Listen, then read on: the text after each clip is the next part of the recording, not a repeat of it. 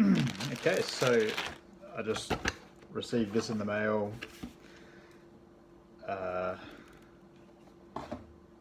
And which came with these, another Warcaster and Griffin pieces. So I've just opened them up, and I guess I'll show you what I do with them when I first get them from the box. Make sure you have a hobby knife or any sort of, I guess, bladed object. I'm probably going to change the blade over. If you see, it's pretty, it's not pointed anymore. Some just wire cutters or some clippers, whatever. They're for clipping off like big pieces, so you don't just like have to cut them off. Drill bit's always handy, like a hand drill. And a little file. Okay, so let's get started. I'll start off with this big one, I guess. Open up the pack. So the first thing you want to do is check out all the pieces. Okay, now it's going to be hard to see. Oh, it's going to be hard to see. Hang on, technical issues.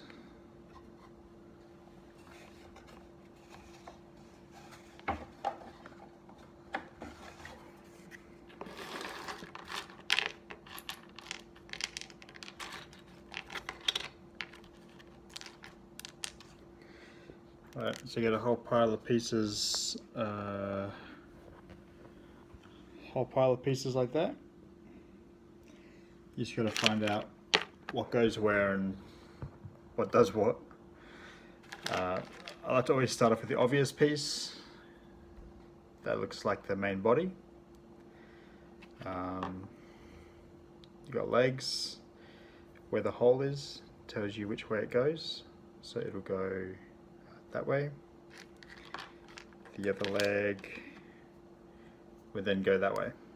So it should be fairly easy which one, so you can tell which one goes where. So we've got two legs, chassis, two little arm pieces. So you can see that it's bent in a certain way where the elbow would be. So it gives you an idea of how to assemble them. A couple of blades for the arms, so we'll put those aside. Some really weird shoulder pads, makes them look quite strange. Two arm pieces. This looks like two shin guards. Now you can dry fit this. You can see like there's a little connection on the leg, which you can probably just slap it on, or if it doesn't go that way, you can probably try it, see which way it fits. Usually there's only one way they go in, which would be like that. Pretty sure. See any way it fits, so try the other leg to make sure it's all good, so it must be that only leg. So there's two of those. This crutch guard for the leg thing. You can see that would go straight in there. It'll only go one way, so yeah. And then you got all the bits and pieces. That's what this is for. So I'll start off by cleaning up the models. So I don't know whether you can see here. I don't know, my camera's not that good at picking it up.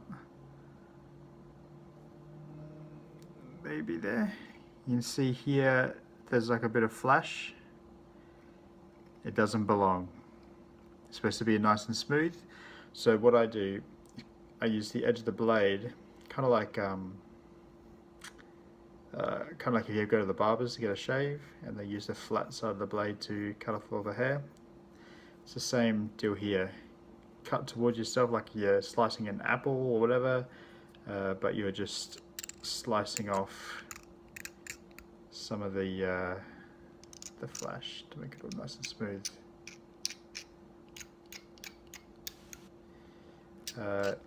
Make sure you angle the blade properly, otherwise you'll just take a big gash out of the model. This is probably the most time-consuming part of the entire thing. It sucks. Because even when you've like started to assemble the model, you'll already see like bits and pieces that you missed as you like turn the model over and what have you. But you can only do the best you can. It's better to get, to do some of it than none of it. Otherwise you'll have all these weird shapes and things on your models and it doesn't look good.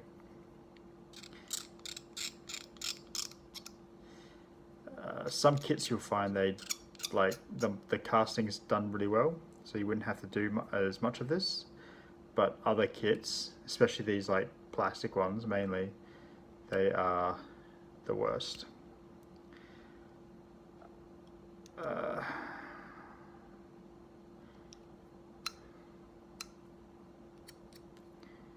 Alright, that's kind of looking good. You can slice off the bits that you think just need to be sliced. Otherwise, just shave the rest. You got to use your own judgment for that. Just be careful when you slice. Don't cut yourself or cut off details. I've done that before. Once you're finished, or you think you're done, you can see that there are numerous points of contact, like for the joints. That would be for this. It would be like that. And you got the bit there for the head, and the bit there where the leg axis thing would go. So if you're in the process of cleaning up, you might as well score them for the gluing process, for the assembling process. So what I like to do, obviously you don't want to have a flat knife like this. It's really good when it's really pointy, but it's over there and I don't want to get it. So I try and gauge where the surface will be, and then I just slice a couple lines like you're drawing a noughts and crosses sort of game, and you can see it's kind of roughed up. You see it kind of roughed it up opposed to the other side, it's all smooth. So what that does, it gives some surface for the super glue to go into to glue. It might not seem like it'll do anything, but it'll surprise you. It does a lot. Any little thing to help these surfaces glue together.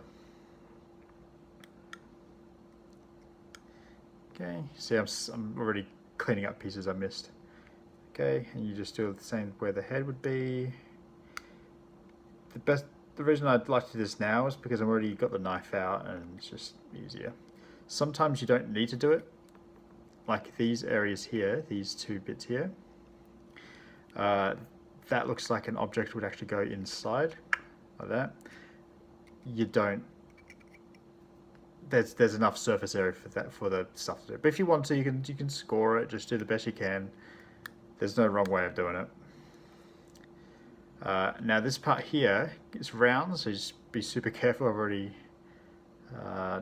it's not a good side, but I've already cut myself doing it like this. But here you just want to go around the outside.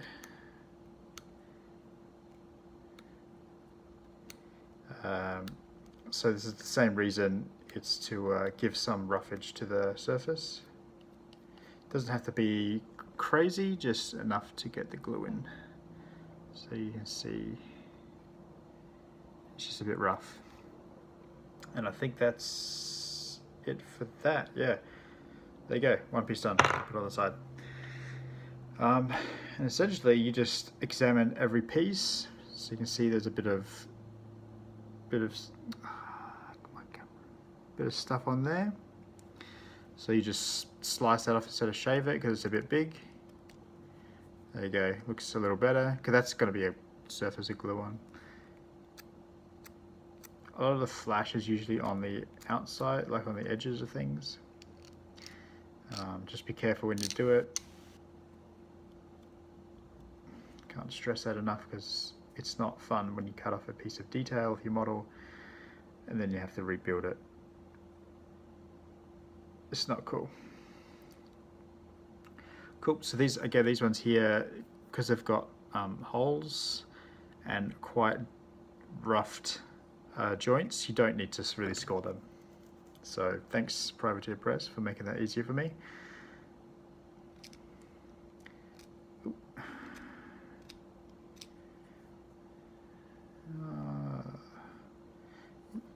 Yeah, you see on the outside of the foot, it's hard to see. There's like a layer of flash. You're just gonna slice that off carefully.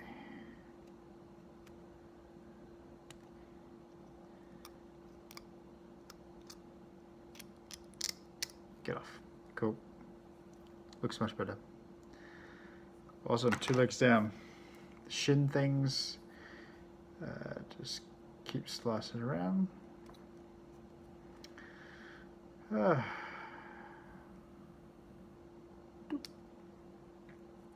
So I'm listening to the I Am Setsuna soundtrack because I thought it would help me concentrate, and it sounds awesome. The whole soundtrack's just piano.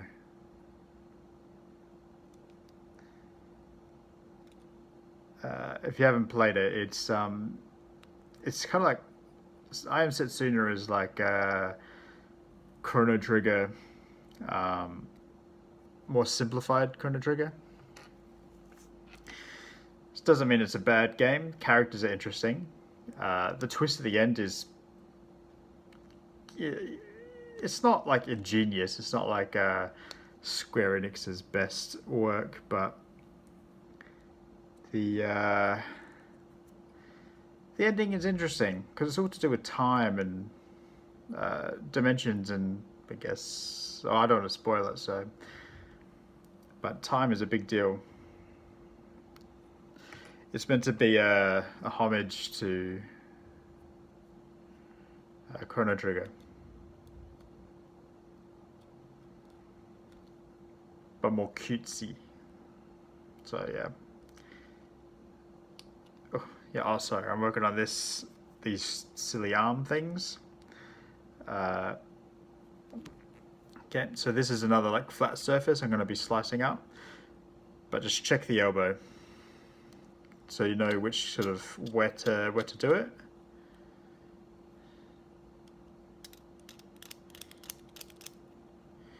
Now this is the messiest part too, because although it doesn't look like it, there are shavings all over the place.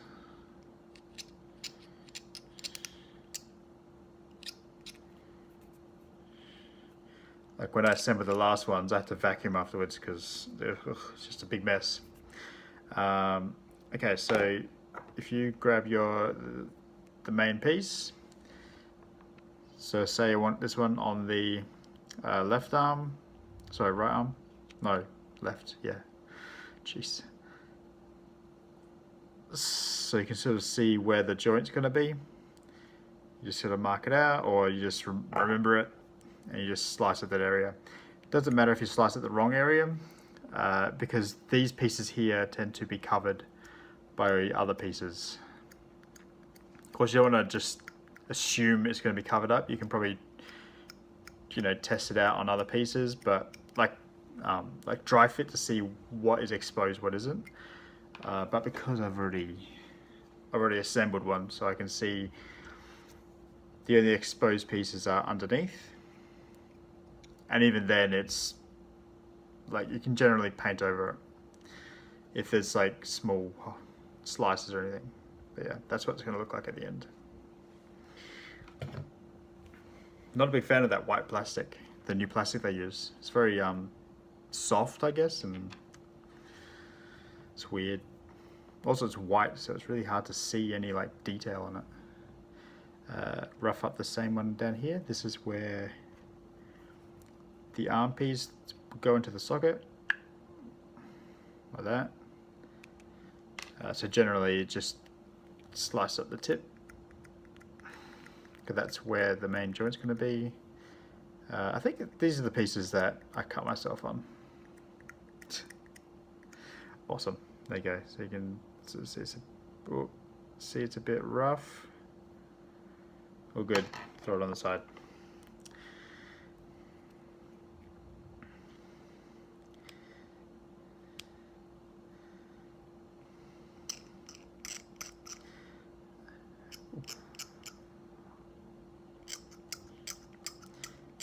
Oh yeah, I Am Setsuna is actually quite a short game. So if you want to have maybe a 20-hour experience of old school Chrono Trigger, then it's not a bad way to go. Pick it up on sale. It's quite cheap when it's on sale. My brother convinced me to pick it up when it came out brand new. Games are only good on sale. Sometimes.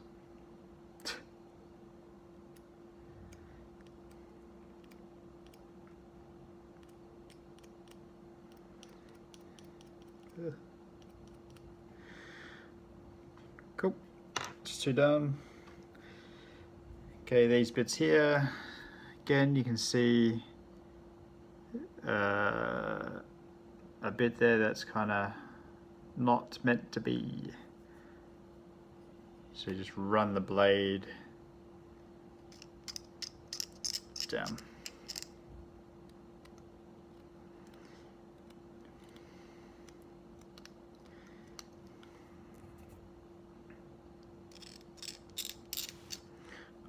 Now, I don't know how long this video is going to be. I'll just clean up until I get bored of talking about myself. Let's see here. Boop. Yeah, looks good. If you're still watching at this point, you need a hobby. Anyway, I'm slicing inside, roughing it up. There you go, you can see kind of star looking. Do the same with the little wrist.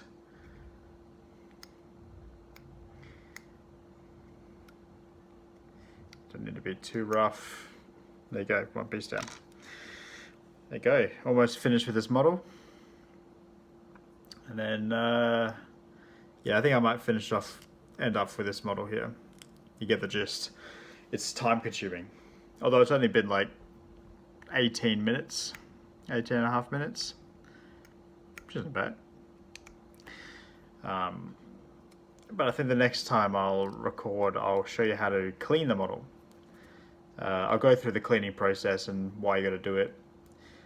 So just a disclaimer, I'm no expert at this. It's just, this is what I've done for years. It works. It helps. Okay, this one here actually has a little R on it, like right, left, which is interesting. I wonder if the other one has a L. Should do. Yeah. All right, there you go. So this is the right arm. That explains it.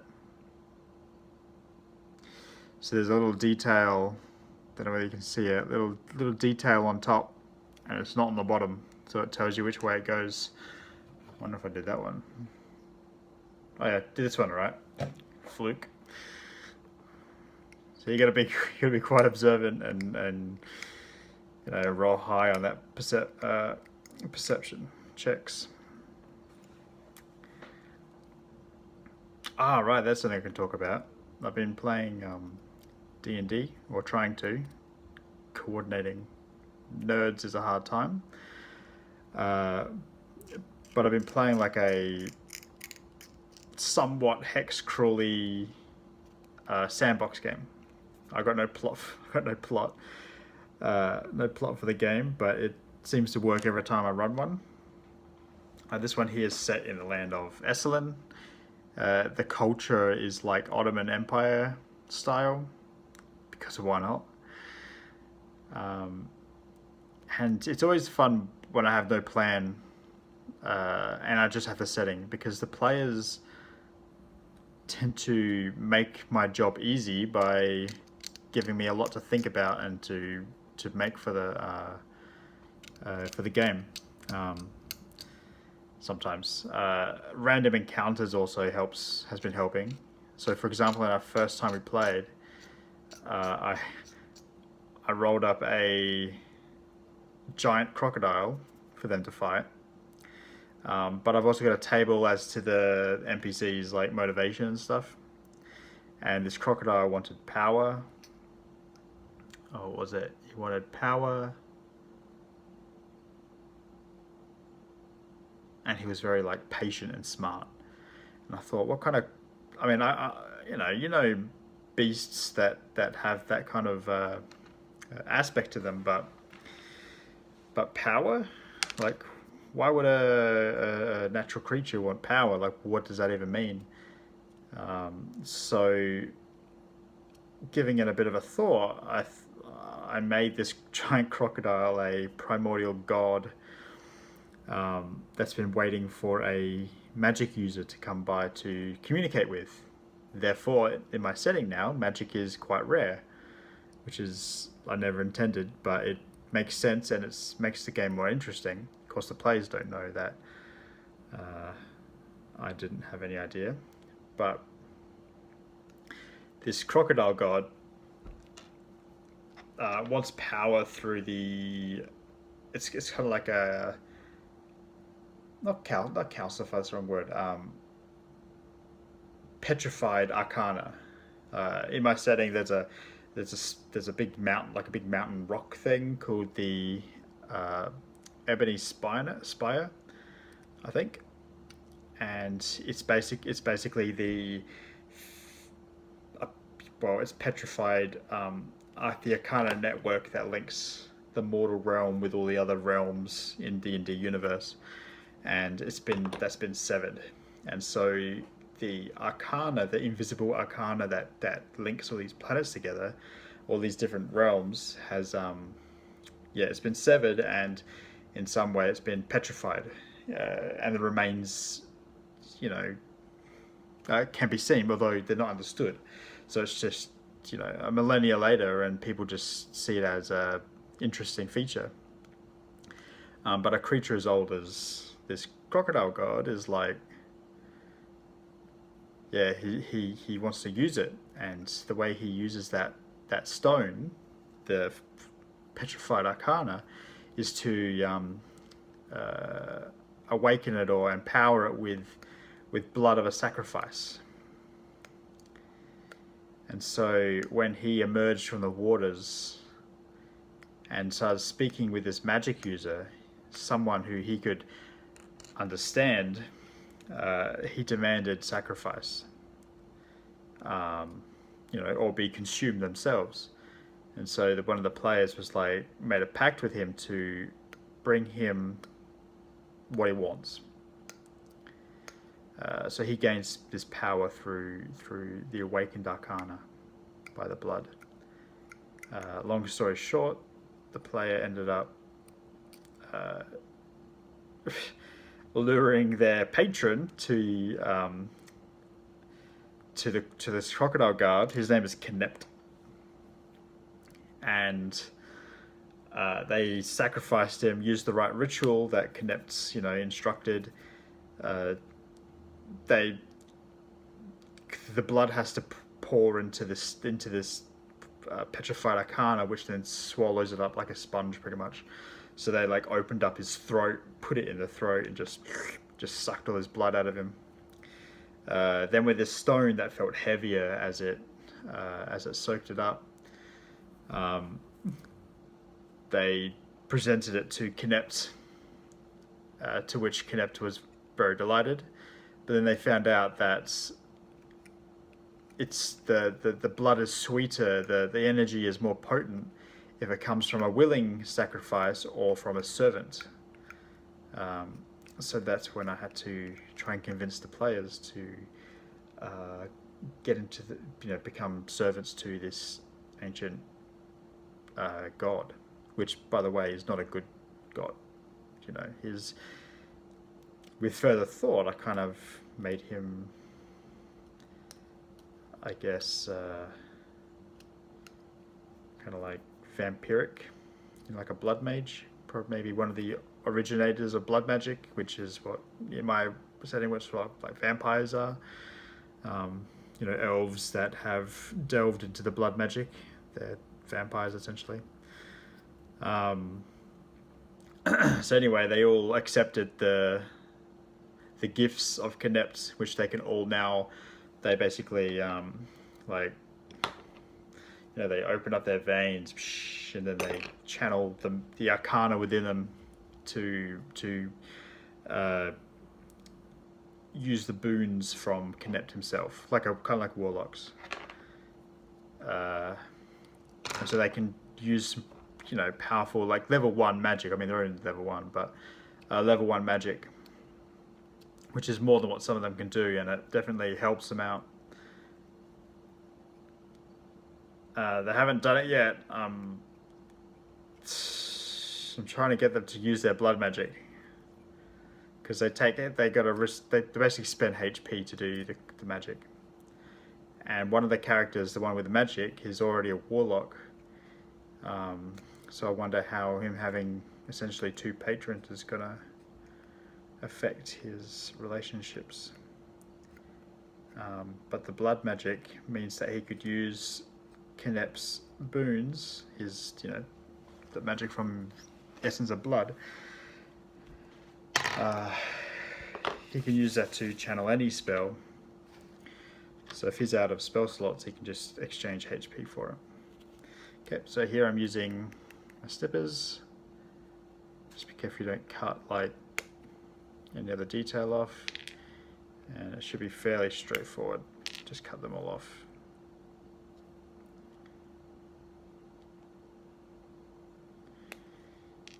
It's funny, the pack with the white models didn't come in a big tubular thing.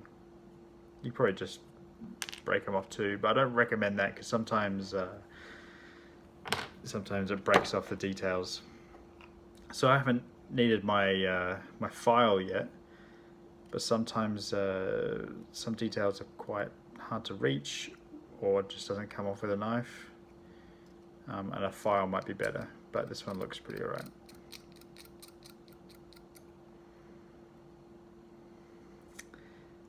Yeah, I'm really enjoying D&D 5th edition, but I need a group that actually wants to play regularly, or can play regularly. So when you get internet, talk to me.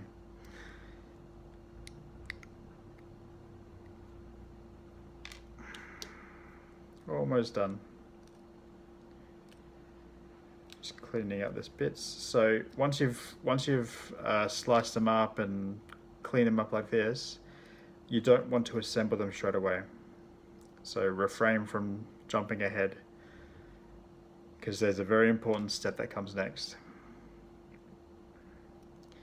And that's where you give them a quick bath.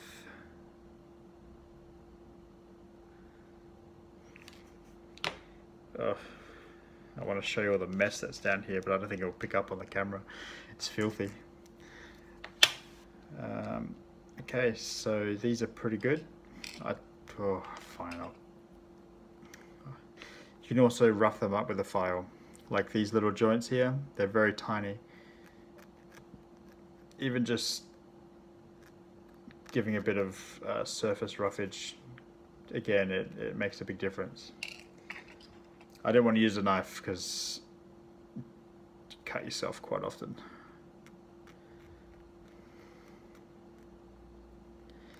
And I'm pretty sure I'll be using pins when I'm assembling this model. If I feel inclined, I'll take a video of how I do pins. Essentially, there's two surfaces like glue like this. There's really nothing sticking them together, but if you have you drill a hole in one surface, you then insert a pin, which will be, I use paper clips, so you then insert it, you glue it in, do the same on the other side, and you just plug it in like this, and suddenly you can't, without snapping the model, you can't get it undone. Anyway, let's see if you can see the mess down here. I don't know if you can, but it's pretty fine mess. Alright, that's it. I've got to do the rest. I might put something on Netflix. There's so much. Okay. Alright, I'll see you in the next video on giving them a quick bath.